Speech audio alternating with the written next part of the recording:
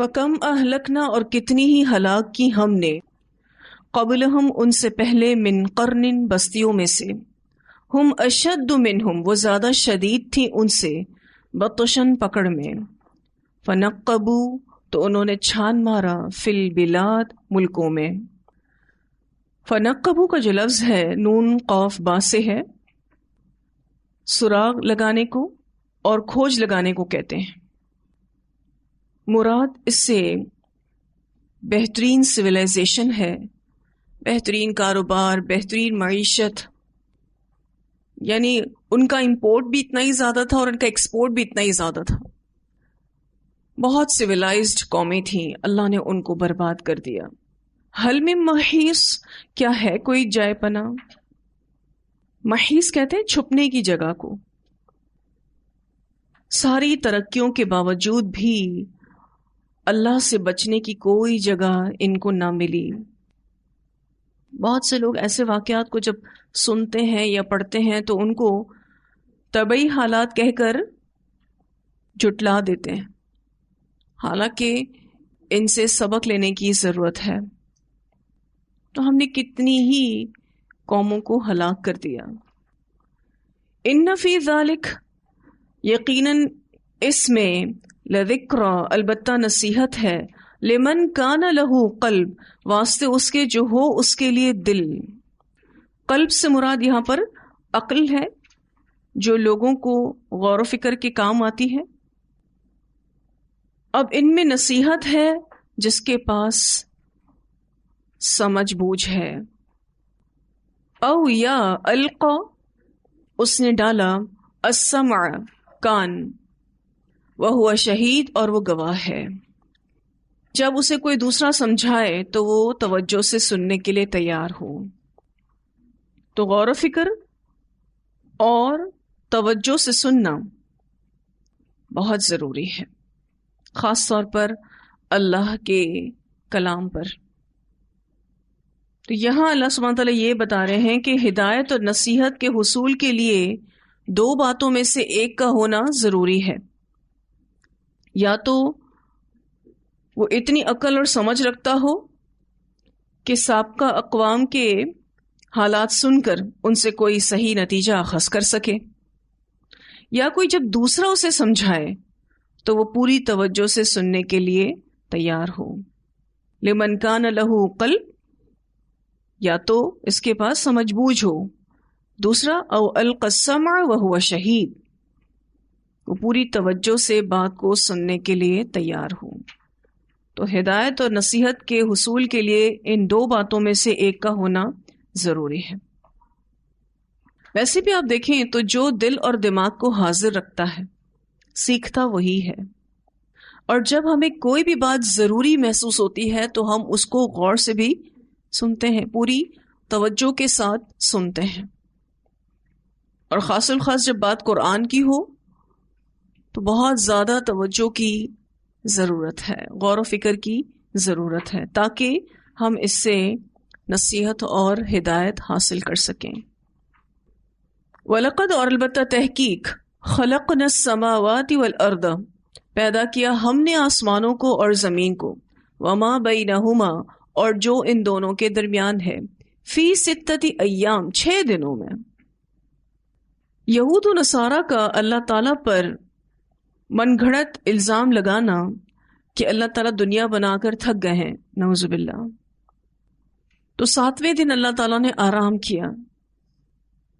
تو اللہ کو کسی کی مثل بتانا دنیا کی سب سے بڑی گمراہی ہے. آج بھی آپ دیکھیں لوگ اللہ سبحانہ تعالیٰ کے ساتھ شرک کرنے کی کچھ اس طرح سے دلیل دیتے ہیں کہ اگر کسی دنیاوی بادشاہ سے ملنے کی ضرورت ہو تو پہلے اس کے وزیر سے ملنا پڑتا ہے، پھر یہ آپ بادشاہ سے مل سکتے ہیں. تو اللہ رب العزت کو کسی کی مثل بتانا یہ دنیا والوں کی سب سے بڑی گمراہی ہے. جیسا کہ یہود و نصارہ کہتے تھے کہ اللہ تعالیٰ یہ دنیا بنا کر تھک گئے. اللہ تعالیٰ فرماتے ہیں پیدا کیا ہم نے آسمانوں کو اور زمین کو اور جو کچھ ان کے درمیان ہے 6 دنوں میں، وما مسنا اور نہیں چھوا ہم کو من لغوب کسی تھکاوٹ نے. تو اللہ تعالیٰ ان کے اس باطل عقیدے کا جواب دے رہے ہیں کہ اللہ تھکتا نہیں ہے، اور ان 6 دنوں میں اس دنیا کو بنانا دراصل اس کی تدبیر کا حصہ ہے. وہ چاہے تو ہر چیز کو کن کہہ کر بھی پیدا کر سکتا ہے، اس کے لیے تو کچھ مشکل نہیں. فاصبر، پس صبر کیجئے، علی ما یقولون، اوپر اس کے جو وہ کہتے ہیں. اس آیت کے بعد جس میں یہود و نصارہ کا ایک الزام اللہ رب العزت کی ذات پر، اس کے بعد اللہ تعالیٰ نبی اکرم صلی اللہ علیہ وسلم کو یہ حکم دے رہے ہیں کہ آپ صبر کیجئے اوپر اس کے جو وہ کہتے ہیں، کیونکہ جب یہ لوگ اللہ پر باتیں کرنے سے نہیں رکتے تو یہ آپ کو بھی باتیں سنائیں گے، تو آپ نے صبر کرنا ہے، کیونکہ دین کا کام صبر کے بغیر ہو ہی نہیں سکتا. دین کا کام اول سے لے کر آخر تک صبر مانگتا ہے، اور مسلمان جب کسی مشکل پریشانی میں گھر جائے تو اسے صبر و برداشت سے ہی کام لینا چاہیے، اللہ کی یاد میں مشغول رہنا چاہیے. اسی لیے فرمایا وَسَبِّحْ بِحَمْدِ رَبِّكَ، اور تسبیح بیان کرو حمد کے ساتھ اپنے رب کی. جب صبر کرنا مشکل ہو تو تسبیح کرنے سے آسان ہو جائے گا، اللہ ہر غم کا مداوا بن جائے گا. تسبیح سے مراد یہاں پر ذکر و اذکار بھی ہے اور نماز بھی ہے، کیونکہ آگے اوقات کا ذکر آ رہا ہے تو دونوں مرادیں اس سے لی گئی ہیں، ایک ذکر و اذکار اور دوسرا نماز. قبل طلوع الشمس، سورج طلوع ہونے سے پہلے. اب مراد یہاں سے فجر کی نماز ہے اور صبح کے اذکار بھی ہیں. وقبل الغروب، اور غروب سے پہلے. یہاں 2 نمازیں مراد ظہر اور عصر اور شام کے اذکار. ومن اللیل، اور رات میں سے. لیل سے مراد مغرب اور عشاء کی نماز، اور یہاں پر مغرب کے بعد اور عشاء کے بعد کے اذکار بھی مراد لیے گئے ہیں.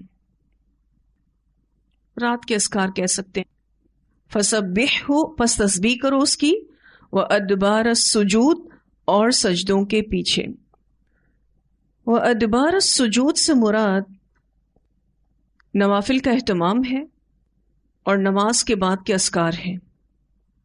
نوافل کا اہتمام جو نماز کے بعد آپ کچھ سنتیں پڑھتے ہیں وہ بھی مراد لی جا سکتی ہیں، اور اس کے علاوہ جو دیگر نوافل آپ پڑھتے ہیں لائک اشراق ہے، چاشت ہے، تہجد ہے. بہت اہم پیغام ان 2 آیات میں. اس پیغام کی ابتدا صبر کی تلقین سے ہو رہی ہے کہ آپ نے صبر کرنا ہے، اور مشکل حالات میں صبر کرنا، جہاں اور مشکل کام ہے وہاں تسبیح اس کو آسان کر دیتی ہے. جب انسان یاد الہی میں مشغول ہو جاتا ہے تو اس سے کافی حد تک ذہنی کوفت دور ہو جاتی ہے، انسان ہلکا پھلکا ہو جاتا ہے. اصل میں دین کا کام جب ہم کرتے ہیں تو ہمیں ایسا لگتا ہے کہ نتیجہ فوراً آئے گا، ہر چیز فوراً ٹھیک ہو جائے گی، سب کچھ ٹھیک ہو جائے گا. تو یہ تھوڑا وقت بھی لے لیتا ہے بسا اوقات، اس میں بھی صبر چاہیے. تو نتائج پر بے شک نگاہ رکھیں، لیکن یہ بھی یاد رکھنا ہے ہمیں کہ نتائج اللہ کے ہاتھ میں ہیں، ہم صرف کوشش کر سکتے ہیں. نمازیں اپنی وقت پر پڑھیں، ذکر اذکار کرتے رہیں. صبح شام کے اذکار ہیں، ہر نماز کے بعد کے اذکار ہیں، رات کے اذکار ہیں. اس کے علاوہ دیگر اذکار بھی جس سے ہماری روحانیت مضبوط ہوتی ہے وہ کرتے رہیں. دن کے کچھ اوقات ایسے مقرر کر لیں کہ جس میں ہم کچھ خاص الخاص ذکر کر سکتے ہوں. مثلا آپ یہ بھی کر سکتے ہیں کہ کچھ پکا رہے ہیں تو کوئی نہ کوئی تسبیح اس کے ساتھ کر لیں. کہیں جا رہے ہیں تو آنے جانے کے جو راستے ہیں اس میں کسی تسبیح کو مقرر کر لیں. یہ روحانی طور پر ہمیں مضبوط کرنے والی چیزیں ہیں. جب ہم صبح کے اذکار کرتے ہیں تو صبح کے وقت اللہ کا ذکر کرنا ہمیں خوشی دیتا ہے. شام کو جب ہم تھک جاتے ہیں تو شام کے ذکر کرنے سے ہماری تھکن اتر جاتی ہے. شام کا اپنا ایک ایفیکٹ ہے. جب دن ختم ہوتا ہے نا تو اس کی ایک اداسی ہر انسان محسوس کرتا ہے. شاید آپ محسوس کرتے ہو اس کو. ہر دن ختم ہونے پر انسانی طبیعت اداسی کو محسوس کرتی ہے جو پورے ایک ماحول میں ہوتی ہے. اس اداسی کو دور کیا چیز کرے گی؟ اذکار کریں گے. یہ اذکار مددگار ہوتے ہیں آپ کو ان کیفیات سے باہر نکالنے کے لیے. آپ کی تھکن بھی دور ہو جائے گی. آپ نے اکثر سنا ہوگا لوگ شام کے وقت میں کیا کہتے ہیں؟ ہم بہت بور ہو رہے ہیں. سنا آپ نے کبھی؟ کیونکہ شام ایک اینڈنگ جب ہو رہی ہوتی ہے نا دن کی، اس کی فیلنگز ہیں جو اذکار سے ہی دور ہو جاتی ہیں. اللہ کے ذکر سے انسان محرومی بھول جاتا ہے. کوئی بھی محرومی ہو سکتی ہے زندگی میں، لیکن جب ذکر الہی ہم کرنا شروع کرتے ہیں تو وہ محرومی ہمارے اندر سے جانے لگتی ہے. نبی اکرم صلی اللہ علیہ وسلم نے فرمایا جو کوئی سورج نکلنے سے پہلے اور اس کے غروب ہونے سے پہلے یعنی فجر اور عصر کی نماز پڑھتا ہے وہ ہرگز جہنم کی آگ میں داخل نہیں ہوگا. اسے مسلم نے روایت کیا ہے.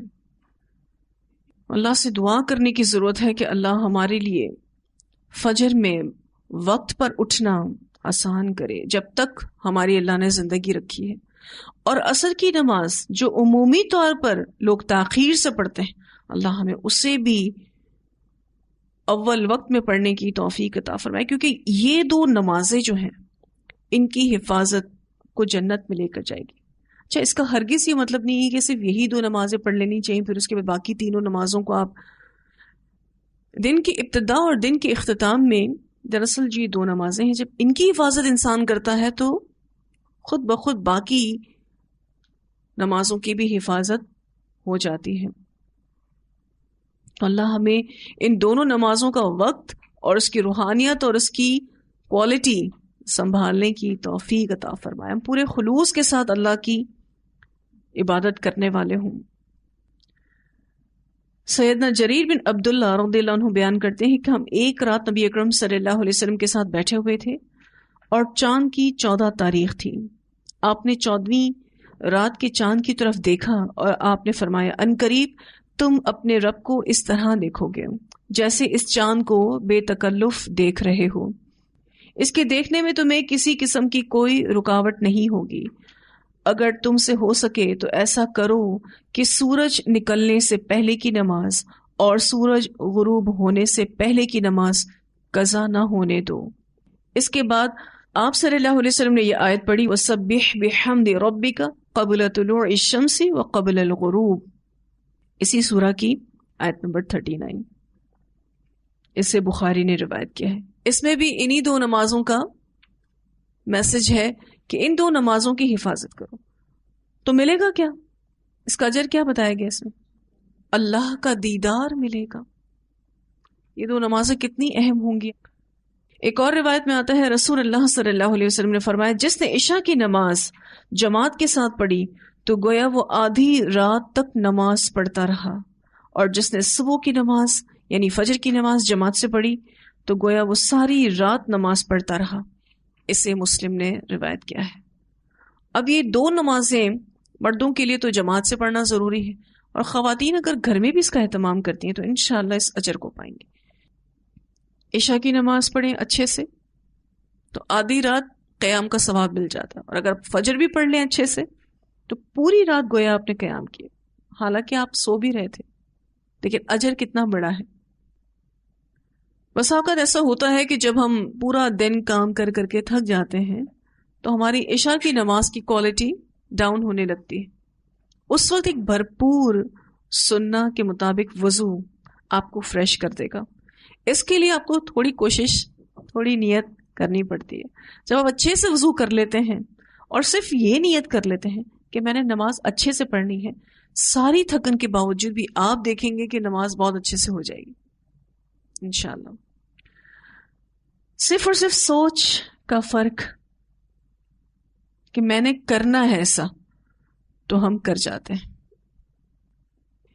ایک اور روایت میں آتا ہے، سیدنا ابو ہریرہ رضی اللہ عنہ بیان کرتے ہیں کہ رسول اللہ صلی اللہ علیہ وسلم کے پاس غریب مہاجر آئے. انہوں نے کہا یا رسول اللہ صلی اللہ علیہ وسلم، مالدار لوگ بلند درجے اور ہمیشہ رہنے والی نعمتیں حاصل کر چکے. آپ نے فرمایا کیا مطلب؟ انہوں نے کہا وہ نماز پڑھتے ہیں جیسے ہم پڑھتے ہیں، وہ روزہ رکھتے ہیں جیسے ہم رکھتے ہیں، لیکن مالدار ہونے کی وجہ سے وہ صدقہ دیتے ہیں جو ہم نہیں دے سکتے. تو وہ آگے نکل گئے ہم سے. وہ غلام آزاد کرتے ہیں جو ہم نہیں کر سکتے، کیونکہ اس کے لیے بھی مال خرچ کرنا پڑتا تھا. آپ صلی اللہ علیہ وسلم نے فرمایا کیا میں تمہیں ایک ایسا عمل نہ بتاؤں کہ جب تم اسے کر لو تو تم ان کے مقام کو پالو گے جو تم سے آگے ہیں، اور ان سے ہمیشہ مقام میں آگے رہو جو تم سے پیچھے ہیں، اور تم سے کوئی بھی افضل نہیں ہوگا سوائے اس کے جو یہی عمل کرے. انہوں نے کہا ضرور اے اللہ کے رسول صلی اللہ علیہ وسلم. آپ نے فرمایا تم ہر نماز کے بعد 33 مرتبہ سبحان اللہ، الحمدللہ اور اللہ اکبر پڑھ لیا کرو.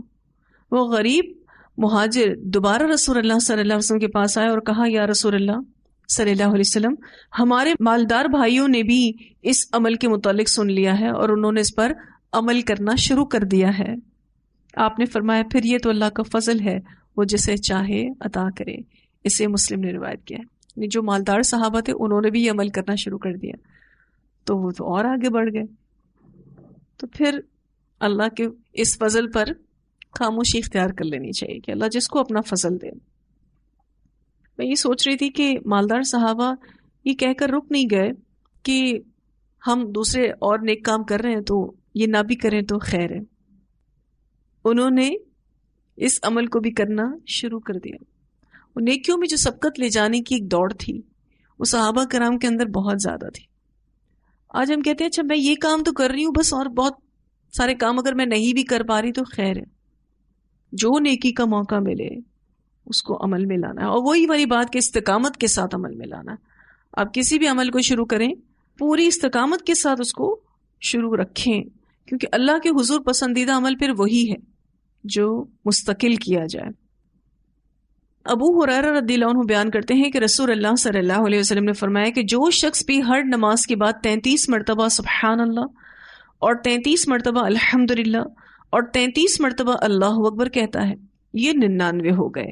اور پھر 100 کی گنتی پوری کرتے ہوئے یہ دعا پڑھتا ہے لا الہ الا اللہ وحدہ لا شریک لہ لہ الملک ولہ الحمد وہو علی کل شیء قدیر، تو اس کے گناہ معاف کر دیے جاتے ہیں اگرچہ سمندر کے جھاگ کے برابر بھی ہوں. اسے مسلم نے روایت کیا ہے. سمندر کے جھاگ کے برابر گناہوں کو بھی معاف کر دیا جائے گا.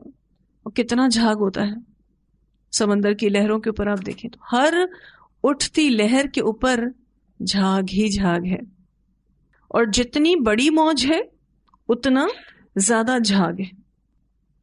سیدنا کعب بن مالک بن اجرہ رضی اللہ تعالیٰ عنہ بیان کرتے ہیں کہ رسول اللہ صلی اللہ علیہ وسلم نے فرمایا کچھ دعائیں ایسی ہیں کہ ہر فرض نماز کے بعد انہیں پڑھنے والا یا انہیں بجا لانے والا کبھی ثواب یا بلند درجوں سے محروم نہیں ہوتا.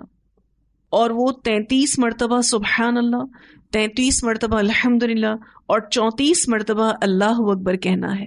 اسے مسلم نے روایت کیا ہے. جو اس عمل کو کرتا رہے تو وہ ثواب یا بلند درجوں سے محروم نہیں ہوتا. تو کچھ دعائیں ایسی ہیں آپ صلی اللہ علیہ وسلم نے فرمایا کہ ہر فرض نماز کے بعد اگر کوئی پڑھ لے تو وہ محروم نہیں ہے. اور اگر آپ تھوڑا سا اس میں غور و فکر کریں، آپ جیسے ہی فرض نماز پڑھ لیتے ہیں شیطان آپ کو ڈسٹریکٹ کر کے کسی نہ کسی کاموں میں الجھا کے ان اہمیت والے اذکار سے دور کر دیتا ہے. پوری تحری کے ساتھ اس کو کر کے اٹھنا ہے اور پوری کاؤنٹنگ کے ساتھ اس کو کر کے اٹھنا ہے انشاءاللہ تعالی، تاکہ یہ سارے اجر مل سکے. یہی تسبیحات فاطمہ کے نام سے بھی مشہور ہے. نبی اکرم صلی اللہ علیہ وسلم نے حضرت فاطمہ رضی اللہ تعالیٰ عنہ کو ان کی تھکن اتارنے کا بہترین نسخہ بتایا تھا کہ رات کو سوتے وقت یہ پڑھ لیا کرو، ساری تھکن اتر جائے گی. کبھی آپ نے اس کو کیا ہے؟ آپ اس کو فیل بھی کیا کریں کہ جو تھکن ہوتی ہے بالکل ریلیکس ہو جاتے ہیں، اچھی نیند آتی.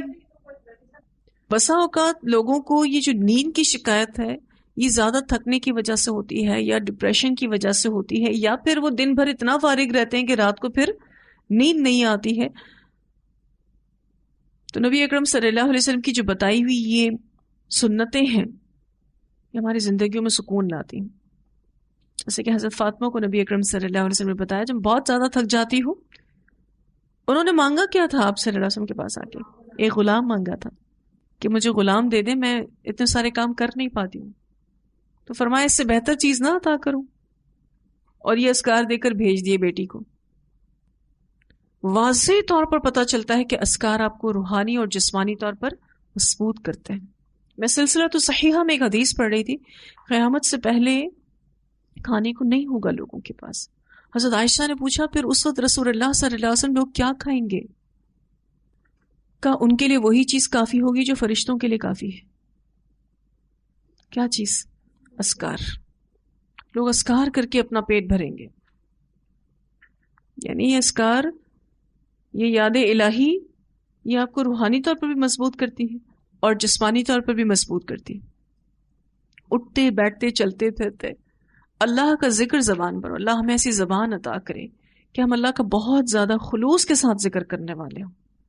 اس کا ایک اور فائدہ بھی ہوگا کہ جب اس دنیا سے جا رہے ہوں گے تو بھی اللہ کا ذکر ہی انشاءاللہ زبان پر ہوگا، کیونکہ جیسا انسان اپنی زندگی کو گزارتا ہے ویسے ہی اس کا اختتام ہوتا ہے. پھر اللہ سبحانہ تعالیٰ فرماتے ہیں وَاسْتَمِعْ، اور سنو، یوم یناد المناد، جس دن ندا دے گا پکارنے والا. مراد نفخہ ثانی ہے.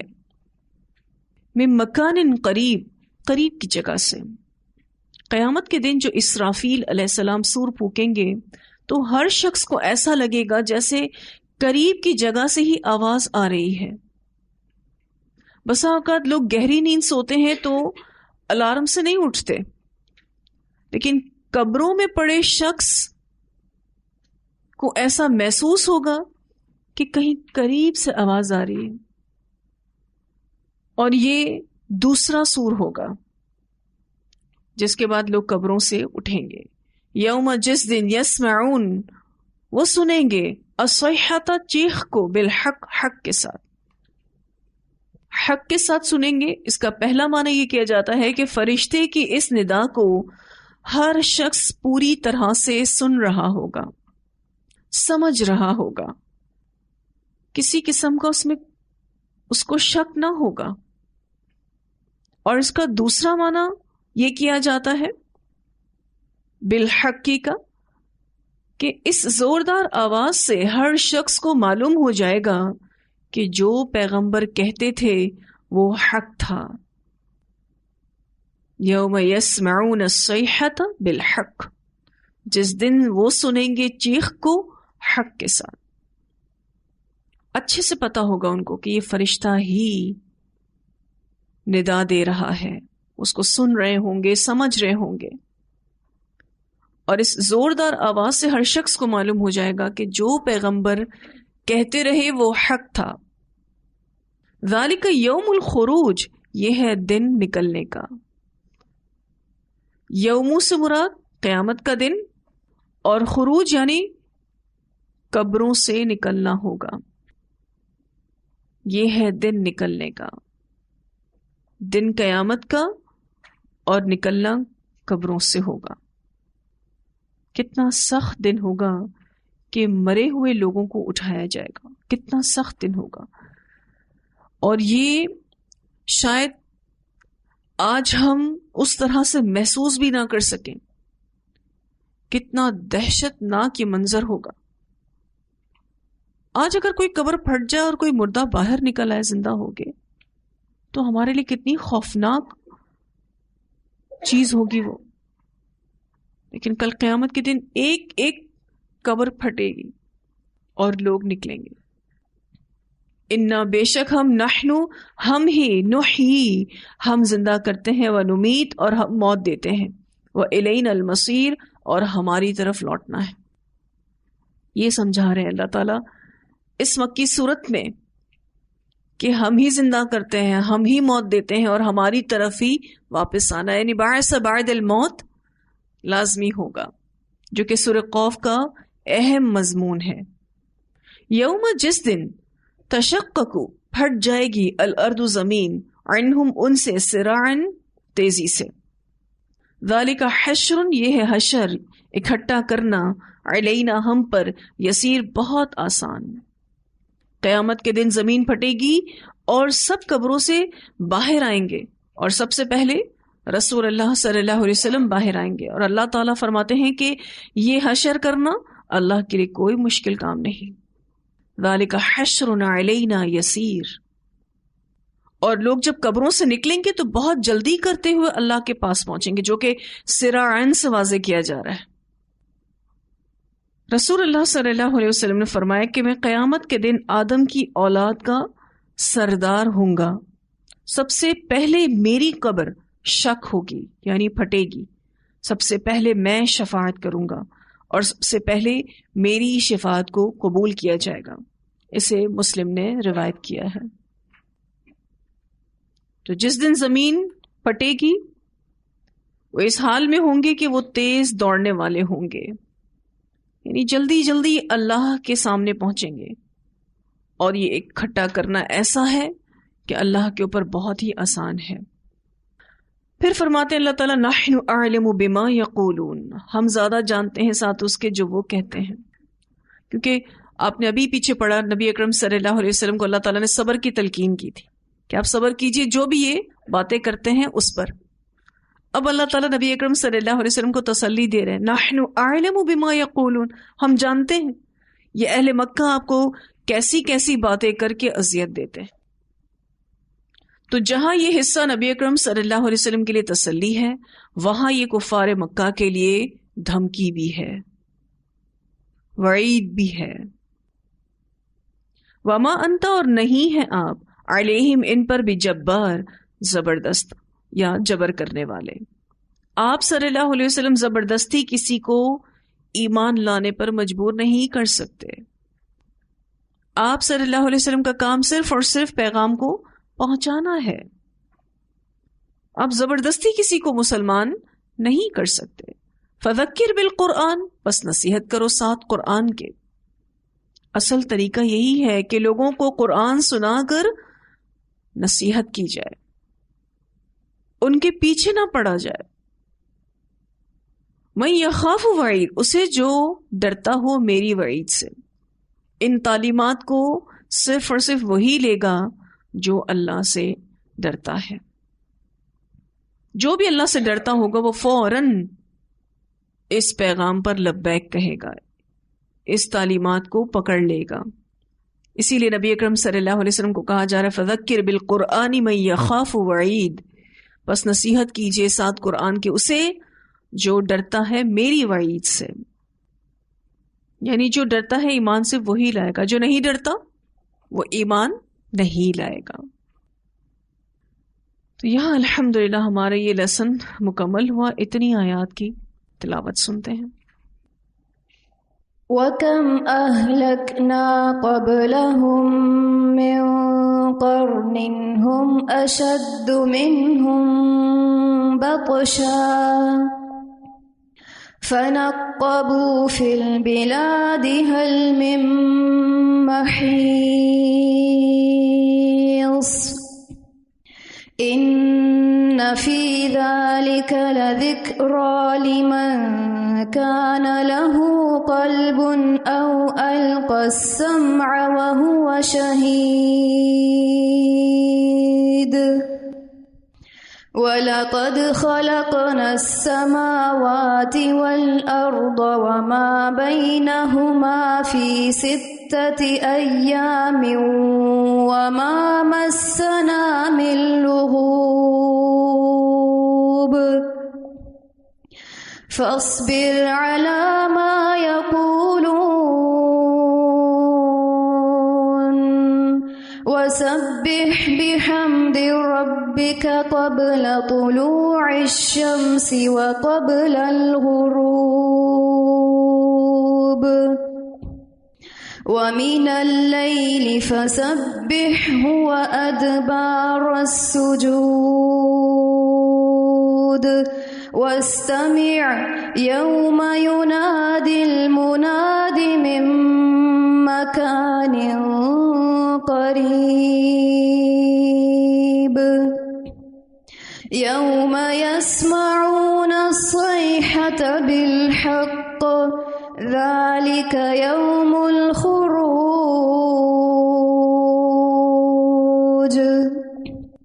إنا نحن نحيي ونميت وإلينا المصير يوم تشقق الأرض عنهم سراعا ذلك حشر علينا يسير نحن أعلم بما يقولون وما أنت عليهم بجبار فذكر بالقرآن من يخاف وعيد. جی واضح ہیں اتنی آیات. وآخر دعوانا الحمد للہ رب العالمین. سبحانک اللہم وبحمدک نشہد ان لا الہ الا انت نستغفرک ونتوب الیک.